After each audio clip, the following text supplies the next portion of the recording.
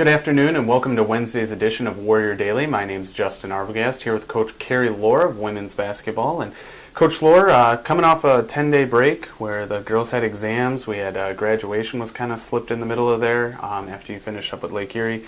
And now you've had some practice time, hopefully correct some things as we gotten into a little bit of GLIAC play and whatnot. You got a good feel for your team, I'm assuming, at this point. So talk a little bit about that break as we get forward moving ahead.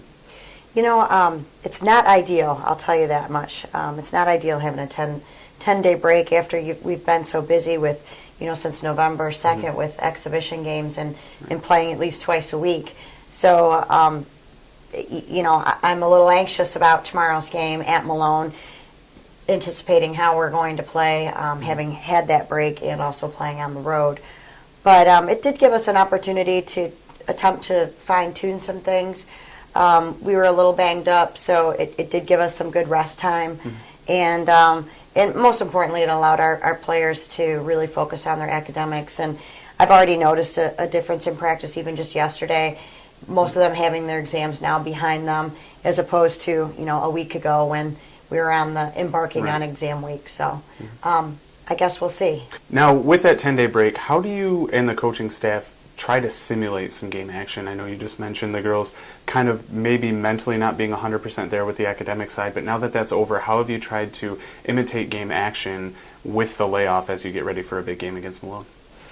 Well, we've been able to break down in the quarter court our offenses and defenses, and then really just kind of giving ourselves some mini scrimmages, mini games, dividing the players up into teams, and that's kind of their team for the day, and just trying to mix it up a little bit, get their mindset off of exam week, and really get them focused on basketball for the 2 hours that we do have them.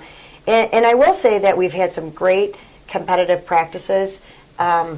It's not always been pretty, so to speak, but they certainly are battling against one another. We get some, inner team pride going on, and it's fun to create that competitiveness within our practice, and with each of my assistant coaches taking a team. So that's been good to have us just kind of some our time, so to speak. But we're anxious to get back into game mode. We're going to play, and then we're going to take some more time off again, though. And ultimately, I think we'll have had just one game in about close to 18 days from the beginning of exam week to the end of the NCAA break. So. Right. Well, that definitely provides you a different aspect. But that one game in the middle there, we do have Malone, as you mentioned. And looking ahead now to that game here, how are we planning on attacking Malone? And maybe what are you looking to see as you get into that game? We're going to attack Malone just as we have with our other GLIAC opponents. We're really going to try to lengthen the floor and play 94 feet. We're going to maybe change our defensive strategy a little bit as far as what types of defense we're throwing at them. But we really need to play a 94-foot game, and that's what we've been practicing. So when you say simulate some things in practice, we really are practicing a lot of our things as well. Malone is dangerous. We just slipped out last year with a win on the road at their place, and they added 2 transfers who are really leading them in field goal attempts and rebounding and points. So they've definitely elevated their level of play. Okay. And now, we mentioned a little bit last week, we did some talk about the holiday tournament coming up on the 28th and 29th. You mentioned that there is some time off again after this game before that, but then you do get to play a nice back-to-back, which is nice, also seeing a GLIAC opponent in Northwood. Yeah, I'm excited about the holiday tournament. It is one of the first here hosted for the women, really, I believe, in school history. And we'll have the opportunity to watch Northwood, whom we faced twice this year, and they're off to a really great start.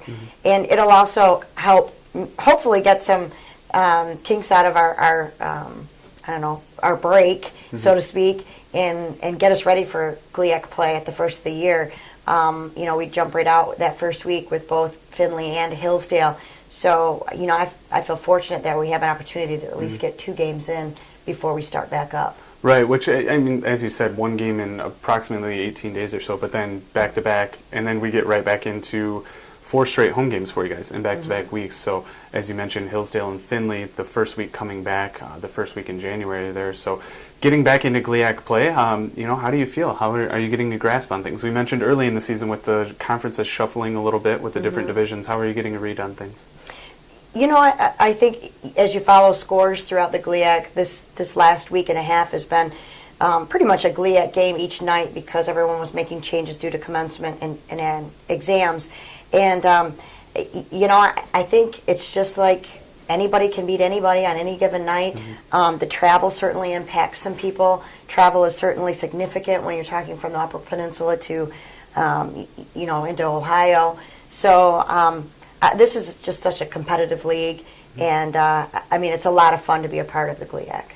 Well, and hopefully we're making some moves in the GLIAC this year and rise up to the top a little bit, pick off maybe some of those teams when they have to travel here to Detroit. And Coach Lohr and the women's basketball team are going to look to do just that.